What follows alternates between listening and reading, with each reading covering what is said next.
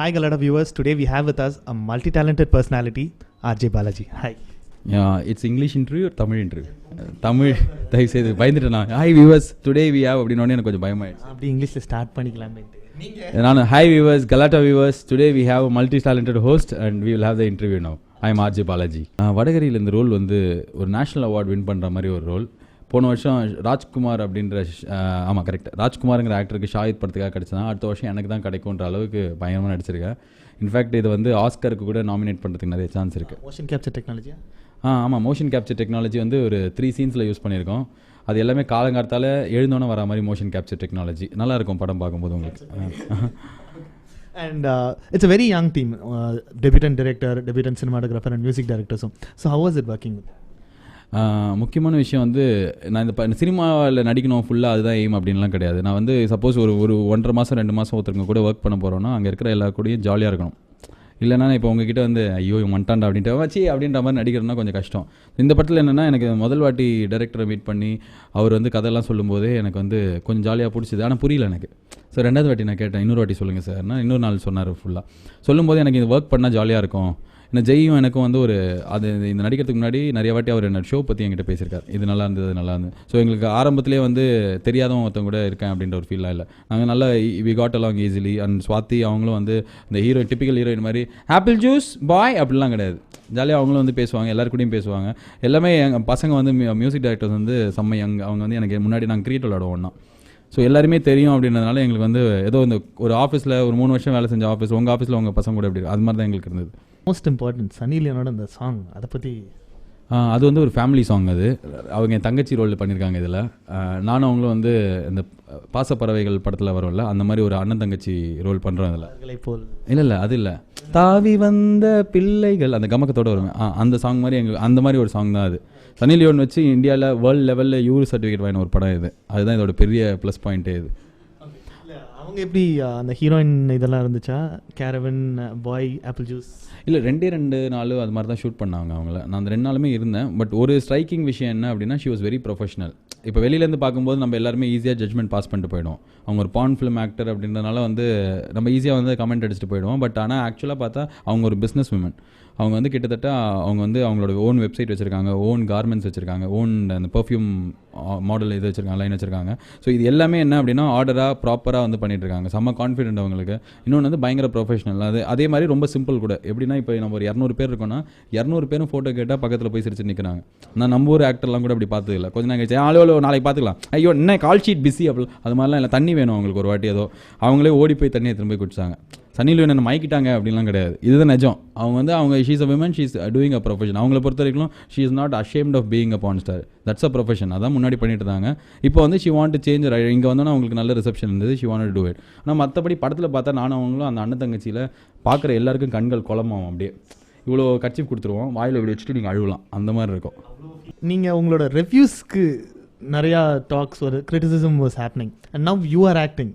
So how do you feel? How will you take critics? No, there is no point in me saying that I will not listen to them. ஏன்னா இப்போ நடிச்சிட்டேன். இதுக்கப்புறம் வந்து யாராவது அசிங்கமாக கலாய்க்கிறாங்கன்னா அவ்வளோதான்.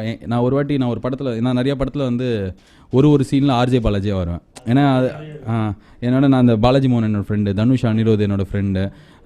வள்ளினும் போது வந்து ஐ வாஸ் வெரி நியூ. ஒரு படத்தில் வந்து என்னோட ப்ரொஃபஷன்லேயே பண்ண சொல்கிறாங்க அப்படின்னும் போது ஐ சைட் ஓகே. அந்த மாதிரி வரும்போதெல்லாம் என் ஒய்ஃபே வந்து சொல்லுவாள் சில படத்தில் அதில் ஐயோ இதில் எதுக்கு நீ வந்தன்ற மாதிரி சொல்லும்.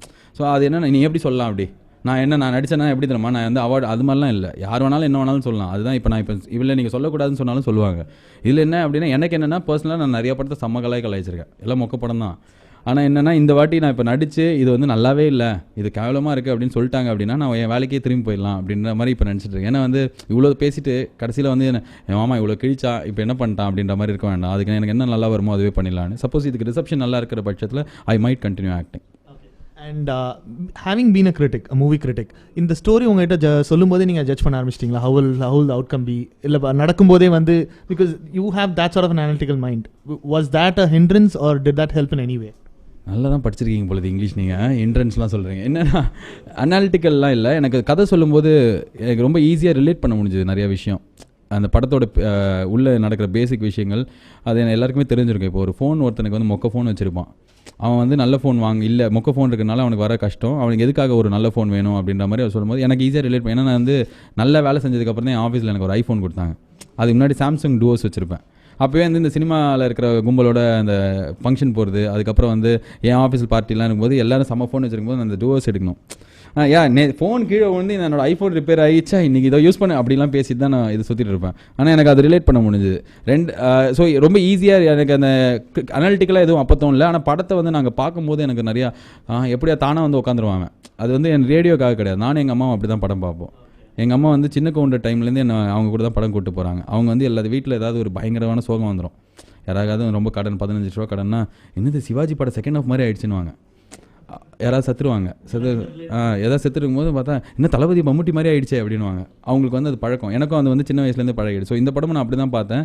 ஆனால் நான் ரிவ்யூ பண்ணாலும் எனக்கு பயங்கர குறையாக கண்டுபிடிக்கிற மாதிரி எதுவும் தெரில.